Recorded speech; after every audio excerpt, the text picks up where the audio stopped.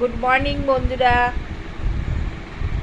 তোমরা সকালে কি খাও? এই গরমে তো খাওয়ার কোনো নেই, কাউরি খাওয়ার ইচ্ছে করছে না, কিন্তু ইচ্ছে করছে না বলে খাবে না, যে তো কোনো ঘোল টোল করে খাবে, দইয়ের শরবত, জিয়াসিডের শরবত, তারপরে তোমার ফালুদা, এই নানা রকম জিনিস করে আমের পুডিং করে খাবে।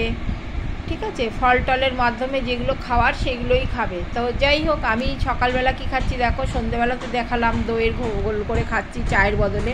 তো এখন দেখো আমি খাচ্ছি হচ্ছে একটু খেজুর আর দুটো কলা। ঠিক আছে, টিফিনে সকালবেলা টিফিন খাচ্ছি, আর কিছু খেতে পেলে পরে খাবো। আর সকালে একদম সকালে খেয়েছি চা তো দেখানোর কিছু নেই।